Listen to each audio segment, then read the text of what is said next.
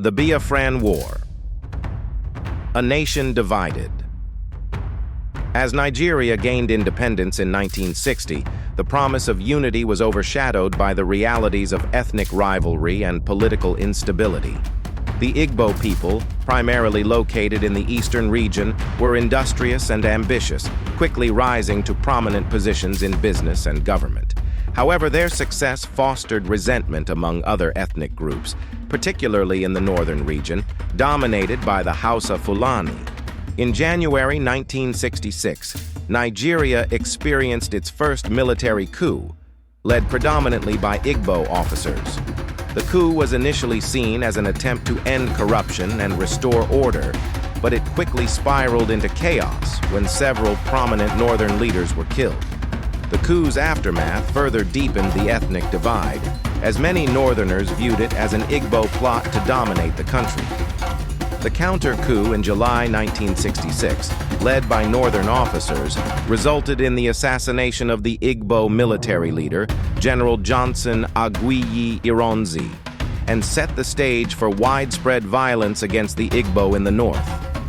Thousands of Igbo people were killed in pogroms, and many more fled to the eastern region for safety. As the tension escalated, the leader of the eastern region, Colonel Odumegwu Ojukwu, found himself under immense pressure to protect his people. The failure of peace talks and the federal government's reluctance to address the Igbo people's grievances led Ojukwu to take a bold and fateful step.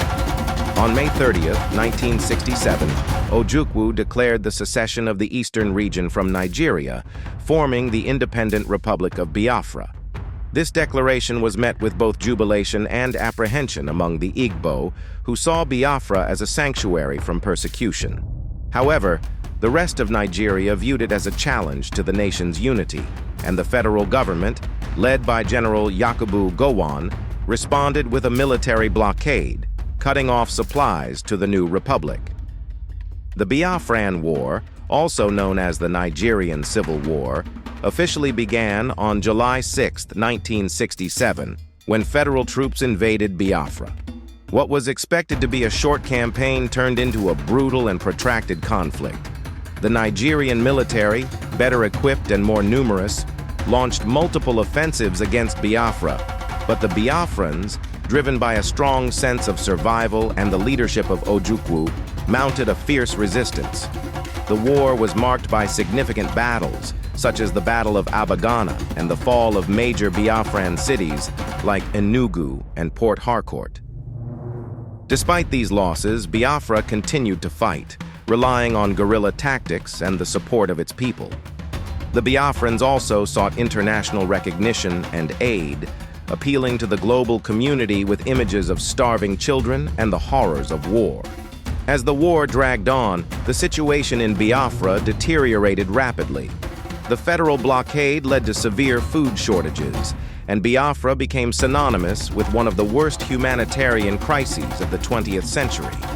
Images of emaciated children with distended bellies shocked the world, leading to a global outcry and the birth of major humanitarian organizations like Médecins Sans Frontières, Doctors Without Borders.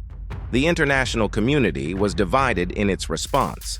While some countries like France and Israel offered covert support to Biafra, others, including the United Kingdom and the Soviet Union, backed the Nigerian government. The United States, under the Nixon administration, chose to remain neutral despite the growing pressure from human rights groups. By late 1969, Biafra was on the brink of collapse. The relentless Nigerian military campaign, coupled with internal strife and the depletion of resources, left the Biafran forces weakened. The end came in January 1970, when Biafran forces, unable to continue the fight, surrendered to the Nigerian government. On January 15, 1970, Ojukwu fled into exile, and Biafra ceased to exist.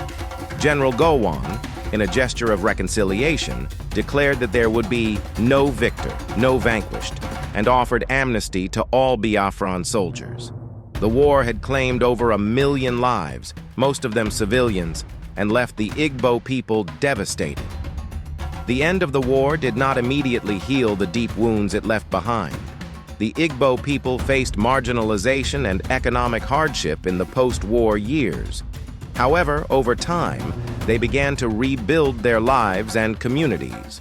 The Nigerian government initiated a policy of reintegration, reconstruction, and reconciliation.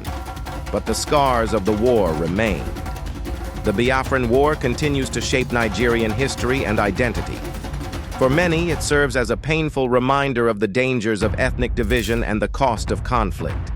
For the Igbo, the memory of Biafra is both a source of pride and a symbol of the suffering they endured.